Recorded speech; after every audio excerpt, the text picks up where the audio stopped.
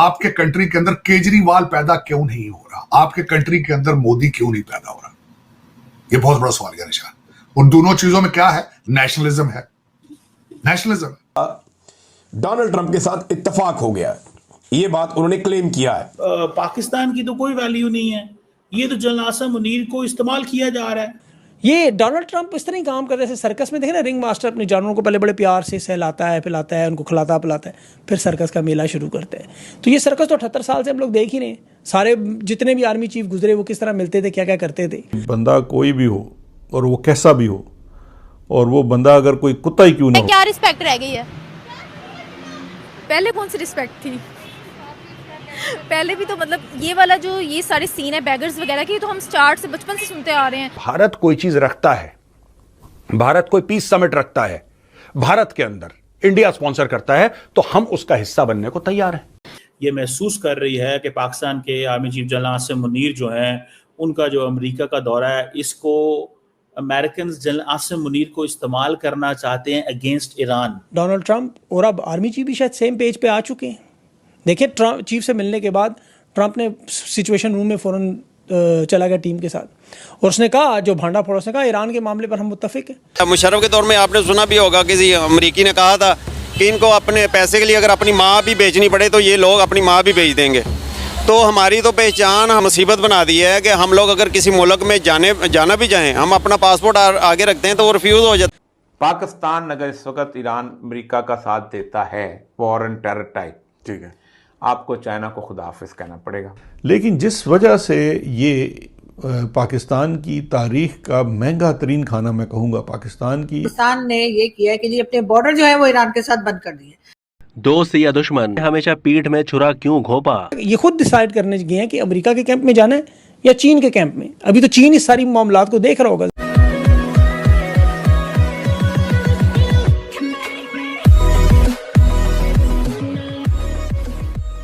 नमस्कार दोस्तों, अब यहाँ पर बात ये हो रही है कि पाकिस्तान जो कहता रहता है ना कि भाई इस्लामिक उम्मा, मुस्लिम उम्मा, उसका दोगलापन ये है कि आपको सबके सामने देखने को मिलेगा। अब देखिए, सऊदी और ईरान को भी एक दूसरे के साथ नहीं पड़ती है, शिया सुन्नी वाला मैटर है। उसके अलावा अगर आप देखो तो यूएई और ईरान को भी नहीं पड़ती है, शिया सुन्नी वाला मैटर है। पाकिस्तान और ईरान कभी कभी दिखा देते हैं कि भाई हाँ हम एक दूसरे, क्योंकि पड़ोसी है ना, हम एक दूसरे के दोस्त हैं वगैरह वगैरह, लेकिन उन दोनों के बीच में भी नहीं पड़ती है। जब कभी भी पाकिस्तान की ज़रूरत अमेरिका को पड़ी है, तब अमेरिका ने अपनी ज़मीनी या फिर एयर स्पेस जो है वो दी है अमेरिका को, और इसराइल की भी इनडायरेक्टली मदद की। वो जो कहता रहता है ना कि भाई यहूद हमारे दुश्मन है, यहूदी, उसकी भी इंडायरेक्ट, क्योंकि अगर आप अमेरिका की मदद कर रहे हो तो उसका मतलब ये है कि आप इसराइल की भी मदद कर रहे हो। तो जब पाकिस्तान को बेनिफिट दिखता है तब वो सीधा खड़ा हो जाता है अमेरिका के पक्ष में, और यहाँ पर यही बात हो रही है। इसी के साथ ये वीडियो शुरू करते हैं। और हाँ दोस्तों, सुपर थैंक्स के ज़रिए हमें मदद करना ना भूलें। ये महसूस कर रही है कि पाकिस्तान के army chief general Asim Munir जो हैं, उनका जो अमेरिका का दौरा है, इसको अमेरिकन जनरल आसिम मुनीर को इस्तेमाल करना चाहते हैं अगेंस्ट ईरान। ये सुनिएगा, वो कहते हैं जनाब कि पाकिस्तान की तो कोई वैल्यू नहीं है, ये तो जनरल आसिम मुनीर को इस्तेमाल किया जा रहा है। This is what they are saying. वो कह रहे हैं कि हमने जनरल आसिम मुनीर को इस्तेमाल कर रहे हैं अमेरिकन, सो हमें इसको इस एंगल से देखना चाहिए। क्या पाकिस्तान ईरान के खिलाफ कोऑपरेट कर सकते हैं? Intelligence sharing, logistical support. Pakistan ने ये किया है कि जी अपने बॉर्डर जो है वो ईरान के साथ बंद कर दिए। वैसे तो खैर हमने ईरान को ये कहा है कि जी ईरान हमारा ब्रदरली इस्लामिक कंट्री है, और अगर ईरान को हमारी ज़रूरत पड़ी तो हम हर तरह से ईरान की मदद करेंगे, लेकिन फिलहाल के लिए हमने बॉर्डर बंद कर दिए हैं। और साथ ही साथ ये भी सुनने में आया कि जी जॉर्डन ने जो है वो एयर स्पेस बंद कर दी है, अपनी तमाम फ्लाइट्स जो है वो कैंसिल कर दी है। और यकीनन ये उस जंग को, उस वॉर को या उस लड़ाई को देखकर, और उस तरह के अटैक्स जो चल रहे हैं दोनों में, यानी कि इजराइल में भी और ईरान में भी, उसको देखकर यकीनन बहुत सी कंट्रीज जो हैं वो अपने अपनी जगह पर अपनी सेफ्टी के लिए काम कर रही हैं। पाकिस्तान में वैसे तो हमारे लोगों को जो है वो, भारत के लोग हमारे ऊपर बहुत तनकीद करते हैं, बड़ा क्रिटिसाइज करते हैं, जी पाकिस्तान का एजुकेशन सिस्टम खराब है, पाकिस्तानियों को पढ़ाई लिखाई का शौक नहीं है, किताबें तो बिल्कुल ही नहीं पढ़ते हैं, अखबार भी सिर्फ पराठे और पकौड़े रखने के लिए जो है उन्होंने प्रिंट करने शुरू किए हुए, वरना तो अगर पाकिस्तानियों का बस चले तो पूरे पाकिस्तान में ना कोई न्यूज़पेपर छपे और ना ही कोई मैगजीन या कोई बुक जो है वो प्रिंट की जाए। लेकिन क्या करें कि जब तक पकौड़ों में से ऑयल निकालना हो तो उसके लिए न्यूज़पेपर तो चाहिए ही होता है, और इसी तरह से पराठों के लिए भी चाहिए होता है। तो इसलिए हिंदुस्तान के लोगों का मानना ये है कि सिर्फ इन 2 रीजंस की वजह से पाकिस्तान में अभी तक न्यूज़पेपर जो है उसका रिवाज चल रहा है, वरना कब का खत्म हो गया होता। अब जाहिर है आपके अपने लैपटॉप पे या आप अपने किसी और गैजेट के ऊपर तो पराठा रख नहीं सकते, लेकिन खैर वो एक अलग डिबेट है, हम फिर किसी दिन करेंगे।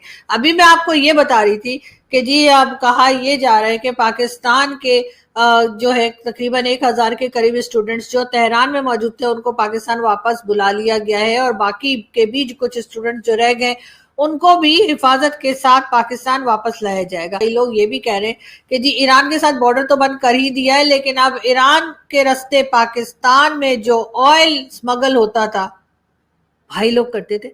नहीं, ऐसा मैंने सुना है कि भाई लोग करते थे। अब मुझे नहीं पता भाई लोग करते, मुझे तो भाई लोग बेचारे बड़े मासूम लगते हैं। लेकिन खैर हुआ ये कि जी कहा ये जा रहा है कि जो ऑयल स्मगल होकर आता था बलूचिस्तान के रास्ते और इधर से ईरान से, अब वो नहीं आ पाएगा।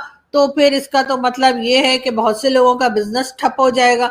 लेकिन 14% कहा जा रहा है कि पाकिस्तान में जो ऑयल आता है 14% वो ईरान से आता है। तो कई हमारे दोस्त, कई हमारे सीनियर भी और हमारे कई फेवरेट लोग भी जो हैं, चाहे वो पाकिस्तान से हो चाहे भारत से हो, वो यही कह रहे हैं कि अब पाकिस्तान क्या करेगा।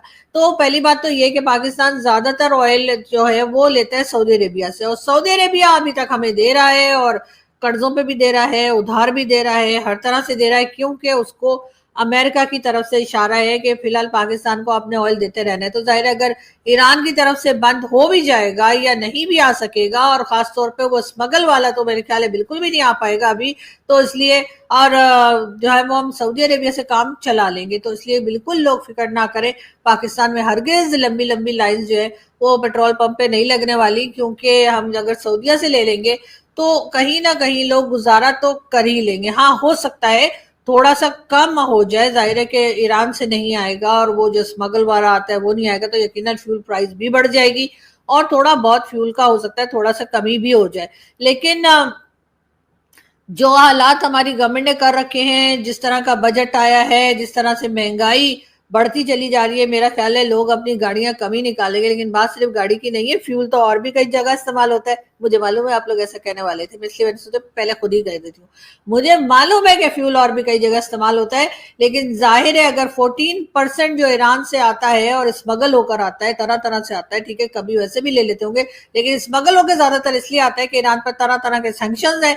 तो जाहिर है अमेरिका ने मना कर रखा है, तो इसलिए सब लोग छुप छुपा के ईरान से ऑयल खरीदते हैं। और उसके बाद हमारे लोग कहते हैं कि जी ईरान से स्मगल हो रहा है, जी बलूचिस्तान में स्मगलिंग चल रही है, और साथ ही साथ ये भी कहते हैं कि पता नहीं कौन कर रहा है, कैसे कर रहा है। हालांकि भाई वो बड़े बड़े टैंकर्स हैं जिसमें वो ऑयल आता है, जैसे मैंने पहले भी कई बार आप लोगों को बताया कि कोई मुंह में भर के तो ऑयल ला रहा नहीं होता ना, कि मुंह में भर के आ रहे, किसी को पता ही नहीं लग रहा है कि स्मगलिंग कैसे चल रही है। और जाहिर है बलूचिस्तान जैसी जगह जहां पे जगह जगह पे चेक पोस्ट है, जगह जगह पे आपको मालूम है कभी आईडी कार्ड देखने को कहते हैं, कभी पासपोर्ट देखने को कहते हैं, वहां से बार बार लोगों को उठा के ले जाते हैं, बार बार मिसिंग पर्संस का इशू रहता है।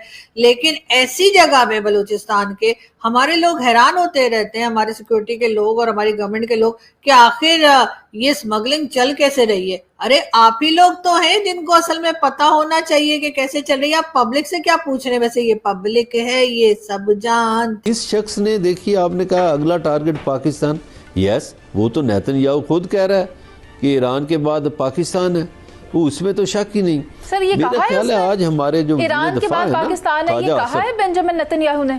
नेतन्याहू ने कहा है ना जी, क्यों नहीं कहा, उसके इंटरव्यूज देखें, उसने ईरान के बाद पाकिस्तान का कहा है ना कि ईरान के बाद पाकिस्तान ही है।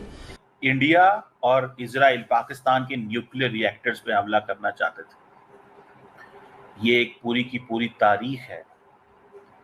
इससे पहले कि मैं आपको ये बताऊं कि ये कब इजराइल चाहता था कि कहूटा जो पाकिस्तान का जहां पे न्यूक्लियर प्लांट्स हैं या पाकिस्तान की जो रिसर्च लेबोरेटरीज हैं उन पे हमला कर दिया जाए।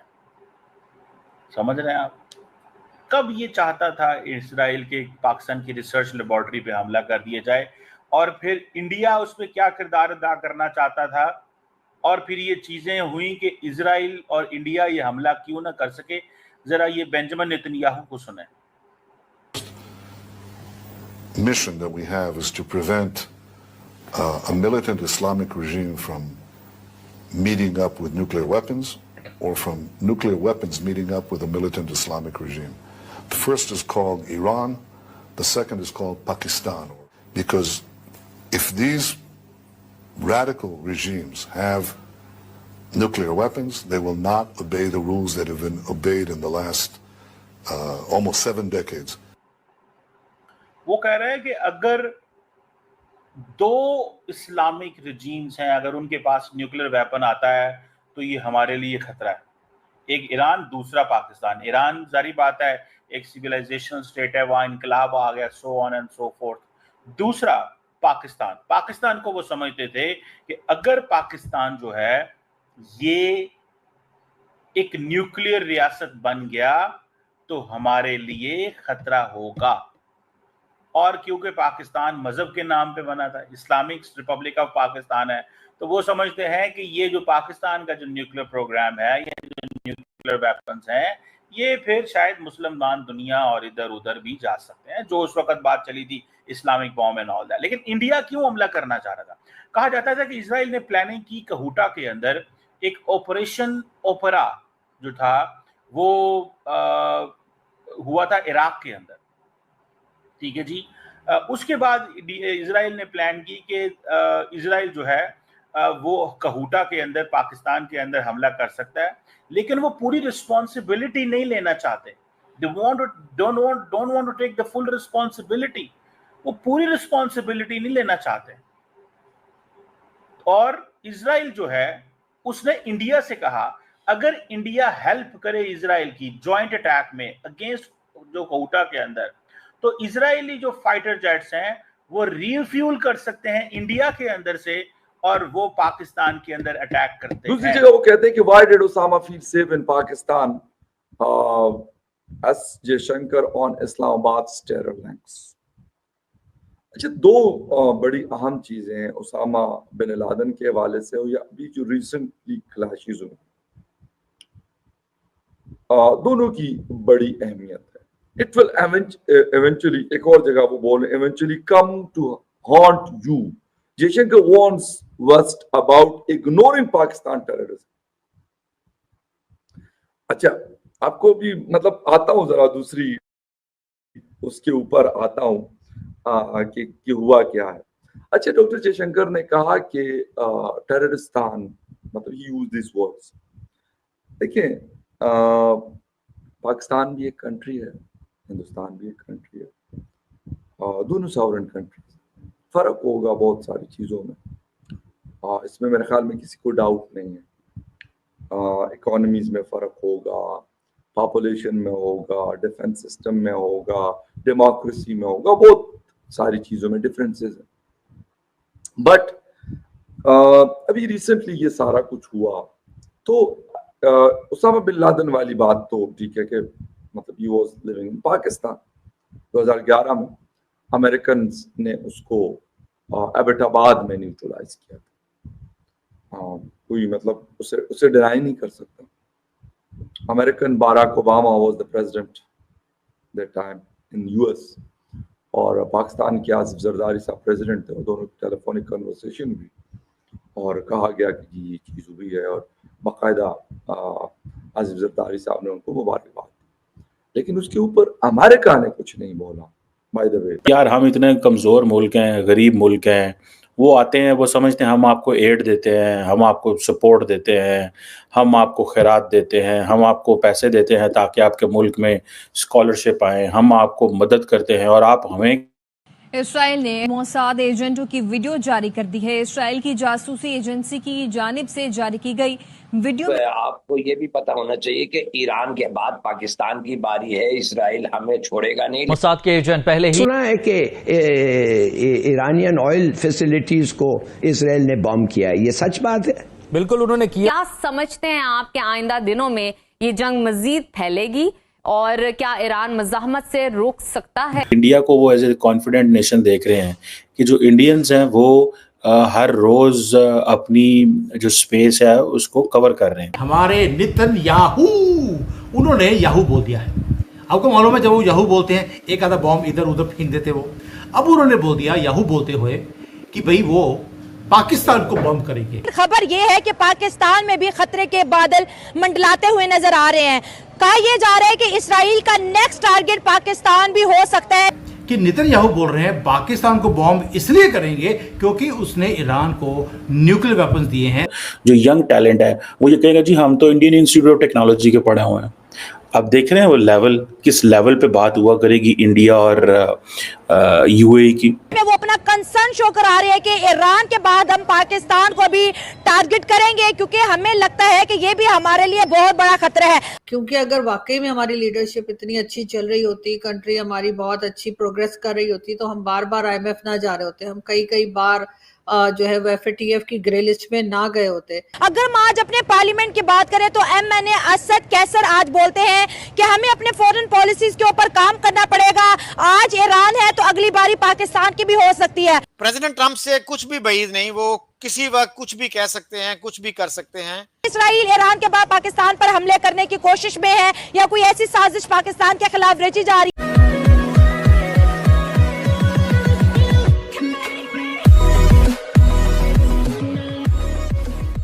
नमस्कार दोस्तों, अब एक चीज़ समझने में बहुत ही अजीब सिचुएशन लग रही है कि पाकिस्तान खुद को बार बार अपना विक्टिम क्यों घोषित कर रहा है। मतलब समझने वाली बात यह है कि समझा जा सकता है कि भाई वो मुस्लिम उम्मा के ज़रिए कुछ ना कुछ बोलता रहता है, लेकिन इजराइल के साथ उसकी कोई डायरेक्टली दुश्मनी तो है नहीं।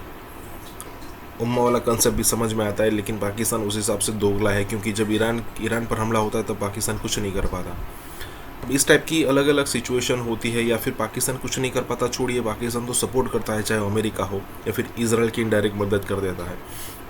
जब इस टाइप की सिचुएशन हो तब पाकिस्तान की समझ में आता है कि कुछ ना कुछ बोलता है। लेकिन जब पाकिस्तान ऐसे क्लेम करता है कि इजराइल जो है वो ईरान को ख़त्म करने के बाद पाकिस्तान की तरफ बढ़ेगा, इस टाइप की सिचुएशन जब हम सुनते हैं, इस टाइप के वाक्य जब हम सुनते हैं, तब ऐसा लगता है कि कुछ ज़्यादा ही सोच रहे हैं भाई साहब। क्योंकि हर समय सोते तो पकड़े जाते हैं, चर्चा करने के लिए ठीक है, लेकिन इजराइल के पास इजराइल इतना भी वेला नहीं बैठा है कि भाई ईरान को ख़त्म करने के बाद वो पाकिस्तान के ऊपर आएगा, क्योंकि पाकिस्तान के ऊपर आने के बाद इजराइल को कुछ मिलने वाला है नहीं वैसे। जैसे कि साथ ही वीडियो शुरू करते हैं। और हाँ दोस्तों, सुपर थैंक्स के जरिए हमें मदद करना ना भूलें। इसराइल ने ईरान के ऊपर हमला करके पूरी दुनिया को बता दिया है कि वो ईरान को कभी भी एटमी पावर बनने नहीं देगा। लेकिन खबर ये है कि पाकिस्तान में भी खतरे के बादल मंडलाते हुए नजर आ रहे हैं। कहा यह जा रहा है कि इसराइल का नेक्स्ट टारगेट पाकिस्तान भी हो सकता है। नेतन्याहू का एक ओल्ड क्लिप बड़ी तेजी से सोशल मीडिया पर वायरल हो रहा है, जिसमें वो अपना कंसर्न शो करा रहे हैं कि ईरान के बाद हम पाकिस्तान को भी टारगेट करेंगे, क्योंकि हमें लगता है कि ये भी हमारे लिए बहुत बड़ा खतरा है। अगर हम आज अपने पार्लियामेंट की बात करें तो MNA असद कैसर आज बोलते हैं कि हमें अपने फॉरेन पॉलिसीज के ऊपर काम करना पड़ेगा। आज ईरान है तो अगली बारी पाकिस्तान की भी हो सकती है। हमारे डिफेंस मिनिस्टर ख्वाजा आसिफ का बयान आपके साथ शेयर करते जाए। ख्वाजा आसिफ ने कहा है कि मुस्लिम उम्मा इकट्ठी हो जाए, वरना एक के बाद एक मुस्लिम कंट्री को इसराइल का सामना करना पड़ सकता है। इस वक्त इसराइल जो कि 1 करोड़ से भी कम पॉपुलेशन वाला मुल्क है, 4 अरब के मुसलमानों के लिए खतरा बनता चला जा रहा है। पाकिस्तानी अवाम का मुराल देखते हैं कि इंडिया के बाद वो इसराइल को फेस करने के लिए तैयार है। क्या वाकई इसराइल ईरान के बाद पाकिस्तान पर हमले करने की कोशिश में है या कोई ऐसी साजिश पाकिस्तान के खिलाफ रची जा रही है? हमारे नेतन्याहू, उन्होंने याहू बोल दिया है। आपको मालूम है जब वो याहू बोलते हैं एक आधा बॉम्ब इधर उधर फेंक देते वो। अब उन्होंने बोल दिया याहू बोलते हुए कि भाई वो पाकिस्तान को बम करेंगे। अब ये न्यूज़ कंफर्म्ड है नहीं है मुझे नहीं मालूम, लेकिन ये ट्विटर के ऊपर राउंड्स मार रही है और कई जगह पे इसको कवर भी किया गया है। क्या है कि नेतन्याहू बोल रहे हैं पाकिस्तान को बॉम्ब इसलिए करेंगे क्योंकि उसने ईरान को न्यूक्लियर वेपन्स दिए हैं और नॉर्थ कोरिया को भी दिए हैं। आप सोच के देखिए, ये नेतन्याहू बोल रहे हैं याहू बोलने के बाद। आपको याद है लास्ट टाइम जब उन्होंने याहू बोला था तो गाजा का बाजा बन गया था, फिर उन्होंने याहू बोला तो ईरान का पता नहीं क्या हो गया है।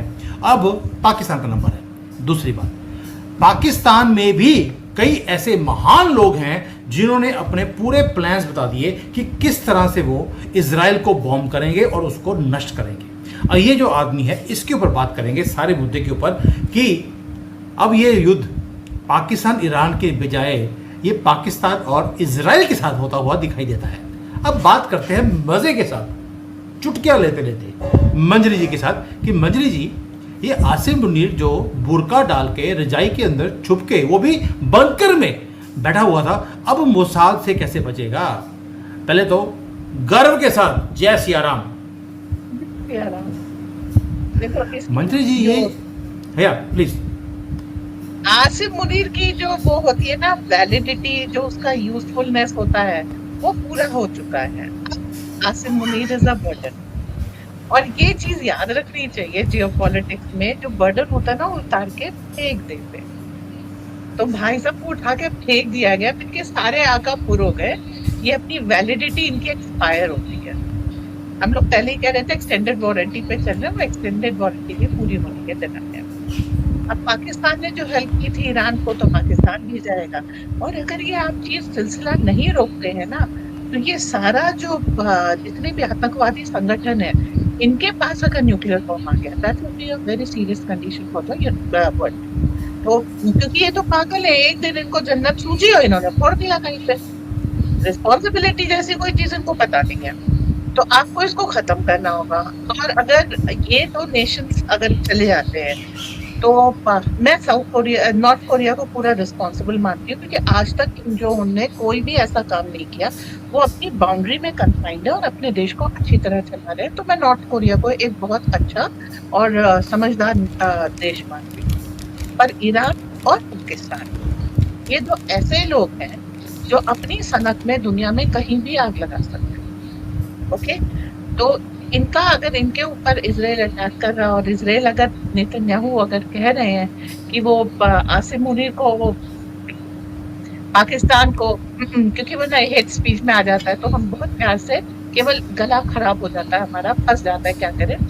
तो उसकी तो खुशी मनानी चाहिए। मैं तो एक दिन पहले से घी के दिए जला दूं, मिठाई पार्टी पे। अच्छा मंजरी जी, आपको याद होगा कल रात को we were the first ones to declare this कि जो आसिम मुनीर है, आसिम मुनीर के ऊपर ऑलरेडी कांच गिरने वाली है, क्योंकि मोसाद के साथ मिलकर उनसे पैसे लेकर इसने जो घड़ियां दी थी ईरान के अंदर, वो जिसको घड़ी दी वो सारे मारे गए, क्योंकि उसके अंदर एक वो लगा हुआ था, क्या लगा हुआ था उसके अंदर, इंटरसेप्टर था, जिसको ट्रैकर था, जिसको ट्रैक करते करते ड्रोन पहुंचा और बंदे को उड़ा दिया। अभी आसिम मुनीर का नाम उसमें भी आ रहा था, ये हमने कल ही कवर किया था।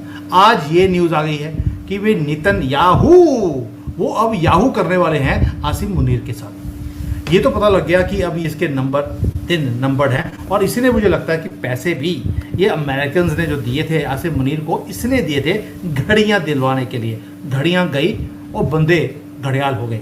अब आते हैं इसके ऊपर कि हमें मालूम है कि पाकिस्तानी गधे होते हैं, ये पैदाइशी ऐसे हैं, ये लोग बोलते हैं, मुझे नहीं मालूम क्योंकि मैं कोई डील नहीं करता इनके साथ। लेकिन इनके अंदर एक मुफ्ती है, बहुत ही, जिसको बोलते हैं स्कॉलर बोलते हैं उसको, मोहम्मद नाम है उसका।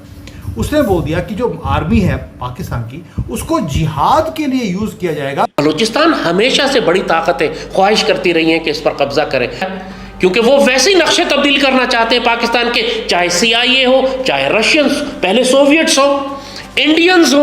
आज नेशनल सिक्योरिटी कमेटी की जो मीटिंग हो रही है, उसमें इन तमाम हालात वाक़यात को सामने रखकर एक ऐसा लाइन ऑफ एक्शन बनाई जानी चाहिए कि पाकिस्तान को अपने न्यूक्लियर प्रोग्राम की फिक्र करनी चाहिए। तो सर क्या ये अगर इस तरह अटैक ईरान पे हो सकता है, तो कल को तो ये अटैक पाकिस्तान पे भी हो सकते हैं। असल हदफ ईरान नहीं, असल हदफ पाकिस्तान। पाकिस्तान पर इससे 6 गुना ज्यादा बुरे हालात आने वाले हैं ईरान के बाद। जो भी नेतन्याहू का दोस्त है और उसका इत्तेहादी है, वो किसी भी सूरत में पाकिस्तान का दोस्त और इत्तेहादी नहीं हो सकता। अब आप समझ गए होंगे मैं कहना क्या चाह रहा हूँ। देखिए सूरत हाल बड़ी एक तो सीरियस हो गई है, तशवीशनाक हद तक ये एस्केलेट हो चुका है मामला, क्योंकि हमें भी अब ये बड़ा फाइन लाइन पर चलना होगा। बिल्कुल कैंपेन्स चला दी, कैंपेन चल रही है बाकायदा। जो पिछले 8-10 दिन गुजरे हैं, इसमें इसराइल और अमेरिका ने मिलकर जो डिप्लोमेसी है उसको एक जंगी हथियार के तौर पर इस्तेमाल किया है। सर यही मैं एक सवाल करूंगी कि ये जो GBU-57 जो गया है इसने कोई ना कोई एयर स्पेस तो ली होगी ना। तो बड़ा स्लोगन है और मैं ये बार बार बोलता रहता हूँ कि बटोगे तो कटोगे। पाकिस्तानी क़यादत ईरान के खिलाफ अमरीकी और इजरायली मंसूबे का हिस्सा है। नाज़रीन इकराम, पाकिस्तानियों में कोई जरा रत्ती भर भी शर्म और सेंस ऑफ ऑनर हो तो चुल्लू भर पानी, बल्कि चुल्लू भर पानी क्या, हमें तो डूब मरने के लिए कुछ जरूरत ही नहीं है, पानी का एक कतरा ही हमारे लिए बहुत हो। इन हालात में हमने जो कुछ नेशनल सिक्योरिटी कमेटी की मीटिंग भी बुलाई गई है। It's a very tricky situation, बड़ी टाइट रोप है जिसमें हमें चलना है। मुझे ये बहुत हद तक वही लगता है जो ऑपरेशन सिंदूर भारत ने किया था। सिमिलर स्टेटमेंट जो है उनके आज मैंने पेंटागन का, उनका वजारत खारजा हाई कमिश्नर उठा के बाहर फेंक दिया। एक तासुर ये आता है हमेशा कि यार हम उस तरीके से एग्रेसिवली रिस्पॉन्ड नहीं करते।